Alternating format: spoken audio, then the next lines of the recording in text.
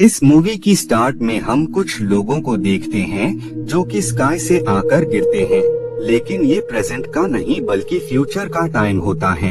इसके बाद ये सीन यहीं पर कट जाता है और अब हमें प्रेजेंट का टाइम दिखाया जाता है। हम एक शख्स को देखते हैं जिसका नाम डैन होता है। आज डैन की बेटी का बर्थडे होता है, जिस वजह से वो उसके लिए काफी सारे प्रेजेंट्स लाया होता है। डैन पेशे से एक टीचर था, लेकिन उसे वो जॉब बिल्कुल भी पसंद नहीं थी, जिस वजह से उसने दूसरी जॉब के लिए अप्लाई किया होता है। डैन को पूरा बिलीफ होता है कि ये जॉब उसे ही मिलेगी, लेकिन जल्द ही उसे पता लग जाता है कि उसके फॉर्म को ही रिजेक्ट कर दिया गया है। इस बात से डैन को काफी गुस्सा आता है। खैर, अपना फ्रस्ट्रेशन निकालने के बाद डैन अपनी बेटी के साथ टीवी पर फुटबॉल मैच देख रहा होता है। तभी उस प्लेस पर जहाँ पर ये मैच खेला जा रहा होता है, वहाँ पर अचानक से काफी तेज लाइटनिंग होती है और वहाँ से बहुत सारे सोल्जर आने लगते हैं। तभी सोल्जर्स की लीडर उन्हें बताती हैं कि हम सब फ्यूचर से यहाँ आप लोगों से मदद मांगने आए हैं। फ्यूचर में कुछ एलियन स्पीशीज ने इंसानों पर हमला कर दिया है। पहले उन एलियन की तादाद बहुत ही कम थी, लेकिन आहिस्ता आहिस्ता उन एलियन की तादाद बहुत ही ज्यादा बढ़ने लगी। हम सब ने मिलकर उन एलियंस को रोकने की काफी कोशिश की, लेकिन वो एलियन बहुत ही पावरफुल थे। इसीलिए हम यहाँ पर आप लोगों से हेल्प मांगने आए हैं, ताकि आप हमारे साथ फ्यूचर में उन एलियंस को खत्म करने में हमारी मदद करें। नेक्स्ट डे हम काफी सारे सोल्जर को देखते हैं जिनके पास वेपन्स भी होते हैं और वो फ्यूचर में उन एलियंस को रोकने जा रहे होते हैं। इन सब लोगों को सिर्फ एक हफ्ते के लिए ही भेजा जा रहा होता है और बाद में वक्त पूरा होने के बाद अगर ये उन एलियंस से सरवाइव कर जाते थे तो इन्हें वापस बुला लिया जाता था। इतने सारे लोगों को भेजने के बावजूद अब भी हालात बेहद ही खराब होते हैं। पास्ट से जितने भी लोग फ्यूचर में जा रहे होते हैं, उनमें से बहुत सारे सोल्जर मारे जा रहे हैं और बस कुछ ही सोल्जर उन एलियन से सरवाइव कर जाते थे। इधर हम डैन को देखते हैं जो कि स्कूल में होता है। तभी उसके फोन में मैसेज आता है जिसमें ये होता है कि फ्यूचर में जंग के लिए आपको भी सिलेक्ट किया गया है। बाद में जब डैन वहाँ पर जाता है तो वो लोग उसके हाथ पर एक डिवाइस लगा देते हैं और वो उसे बताते हैं कि इस डिवाइस की हेल्प से हम तुम्हें ट्रैक कर सकते हैं और अब तुम्हें फ्यूचर में जाना ही होगा। तुम वहाँ जाने से इनकार नहीं कर सकते हो। बाद में डैन वहाँ से निकलकर घर में आ जाता है। डैन इस डिवाइस के बारे में अपनी वाइफ को बताता है और साथ ही वो उससे कहता है कि अब उसे बाकी लोगों की तरह ही फ्यूचर में जाना होगा। वो वहाँ जाने से इनकार नहीं कर सकता है, जिस पर वो डैन को अपने डैड से हेल्प मांगने का कहती है। डैन अपने डैड को बिल्कुल भी पसंद नहीं किया करता था, लेकिन न चाहते हुए भी उसे अपने डैड से हेल्प मांगनी ही पड़ती है, क्योंकि वो फ्यूचर में नहीं जाना चाहता था।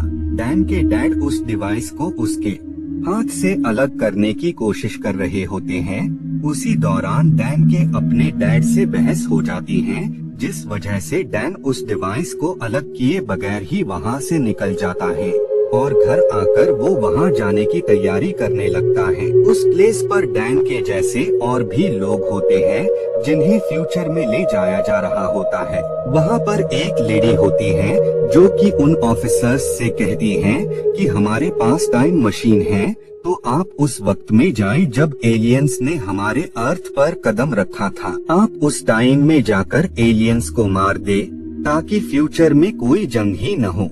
जिस पर वो ऑफिसर उन्हें बताता है कि हम ऐसा बिल्कुल भी नहीं कर सकते हैं। हमारे पास जो टाइम मशीन है वो सिर्फ 30 साल पीछे ही जा सकती है, जिस वजह से ही हम इस दौर में आप लोगों की हेल्प लेने आए हैं। जिसके बाद डैन और बाकी लोगों को टाइम ट्रैवल मशीन से फ्यूचर में टेलीपोर्ट कर दिया जाता है, लेकिन उसी दौरान मशीन में कुछ प्रॉब्लम हो जाती है, जिस वजह से वो स्काई से नीचे गिरने लगते हैं, जिस वजह से काफी सारे लोग बिना जंग में हिस्सा लिए बगैर ही मारे जाते हैं। डैन को उन सब लोगों का लीडर बना दिया जाता है और उसे एक मिशन मिलता है कि एक लैब में उनके कुछ साथी फंसे हैं जिन्हें डैन को वहाँ से निकाल कर लाना होगा। जिसके बाद डैन बाकी लोगों के साथ उस लैब में आ जाता है, लेकिन एलियंस ने उन सब को पहले ही खत्म कर दिया होता है। बाद में वो डैन को उस लैब से हार्ड ड्राइव लाने का कहती हैं। डैन जल्द ही उस हार्ड ड्राइव को हासिल कर लेता है, लेकिन इससे पहले कि ये सब वहाँ से निकलते उससे पहले ही वो एलियंस डैन और उसके लोगों पर अटैक कर देते हैं। वो एलियंस वाकई काफी ज्यादा डेंजरस और काफी ज्यादा पावरफुल होते हैं। डैन उन एलियंस पर काफी अटैक्स करता है, लेकिन वो एलियन काफी पावरफुल होते हैं, जिस वजह से उन्हें कुछ भी नहीं होता है। तभी वो लीडर डैन को वहाँ से निकलने का कहती हैं। वो उसे बताती हैं कि जल्द ही उस प्लेस पर एक्सप्लोजन होने वाला है, ताकि वो एलियंस वही खत्म हो जाए। सुनकर डैन और उसके लोग वहाँ से निकलने वाले होते हैं, लेकिन इससे पहले ही आर्मी के लोग वहाँ पर ब्लास्ट कर देते हैं और उसी ब्लास्ट में डैन बेहोश होकर गिर जाता है। बाद में जब डैन की आंख खुलती है तो वो खुद को दूसरी प्लेस पर पाता है, जहाँ पर उसके जैसे और भी लोग होते हैं। बाद में जब वो कैंप के बाहर आता है तो बाहर उसे एक लेडी नजर आती है। यही वो शख्स होती है जो कि डैन को सब कुछ बता रही होती है।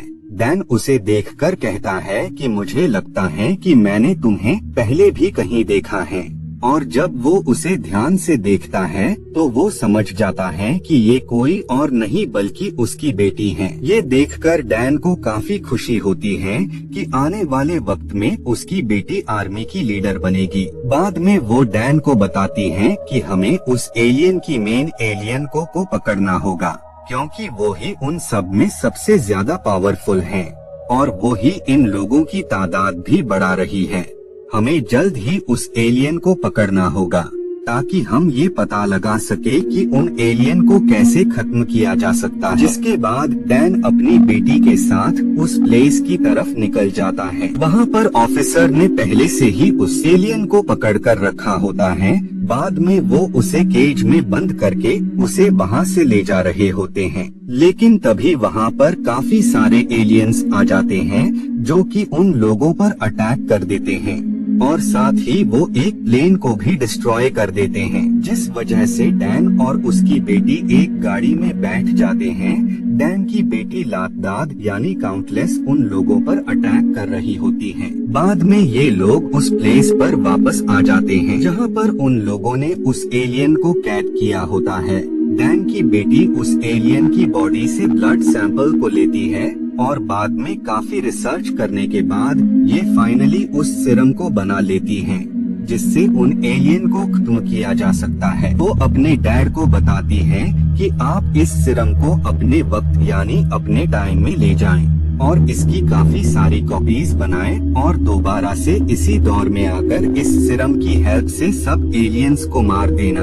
यहाँ पर इस सिरम की कॉपीज बनाना ही मुश्किल है, क्योंकि लैब को एलियंस ने चारों तरफ से घेर लिया है और वो किसी भी वक्त यहाँ पर आने वाले हैं। अभी वो लोग बात कर ही रहे होते हैं कि उसी दौरान वो एलियन होश में आ जाती है और वो काफी तेजी से शाउट करने लगती है। उस एलियन की आवाज सुनकर वहाँ पर बहुत सारे एलियंस आ जाते हैं जो कि उसे आजाद करने वाले होते हैं। उसी दौरान एक एलियन डैन की बेटी को नीचे खींच लेता है और जब डैन उसे बचाने वाला होता है उसी पल वो पोर्टल ओपन हो जाता है, जिससे होकर डैन वापस से प्रेजेंट में आ जाता है। उसके हाथ में सिरम होता है। वो उन ऑफिसर को बताता है कि हमें इसकी बहुत सारी कॉपीज बनानी होगी, ताकि मैं उन कॉपीज की हेल्प से फ्यूचर में उन सब एलियंस को मार सकूं। तभी वो ऑफिसर उसे बताती हैं कि तुम क्या कोई भी शख्स अब वक्त में आगे नहीं जा सकता है, क्योंकि टाइम मशीन अब पूरी तरह से खराब हो गई है। जिसके बाद डैन वापस अपने घर पर जाता है,